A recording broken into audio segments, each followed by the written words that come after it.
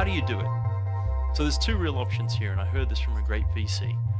If you want to build something great and different, you either have to build it 10 times better than the competition that's already out there, like these kind of apps, whether it's messaging or Waze with directions, or Vibrant Kakao Talk, or games, or you build something completely new that the market hasn't seen before.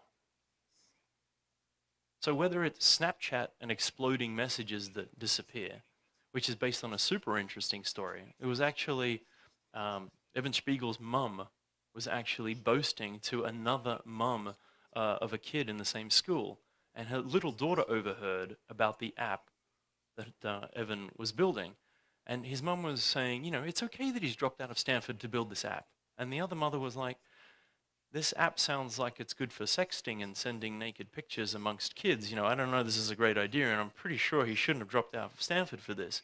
But the girl, who was about 12 years old, was actually saying, this is a really interesting app.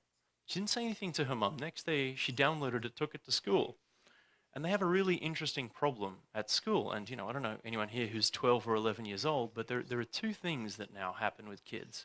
One is your parents buy your phone. And that means they know how to get into your phone, and they look at everything that's on your phone. Whether it's your email, your SMSs, you can't really lock it.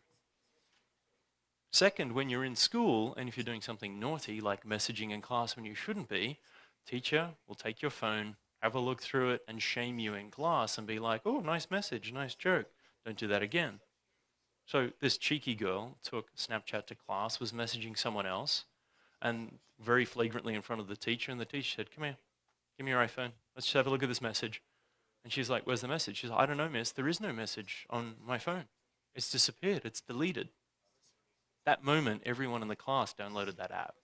The kids knew the problem and the power of what was going on. And that's the demographic that it took off from.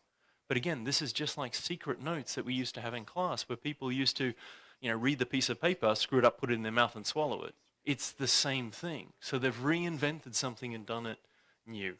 You know, Instagram was visual Twitter. It was making my pictures beautiful, but posting them out in the public to get some kind of recognition. Square was about allowing people not to just type in card numbers into an app, but create a little swipey device that allowed any smartphone to effectively become a credit card machine. And Flipboard, even though it started as a website, took off because it was about a magazine that aggregated all my favorite magazines in a social way on the iPad. And it was the iPad that rocketed them to success, even though they started the company 6 months before the iPad was even launched.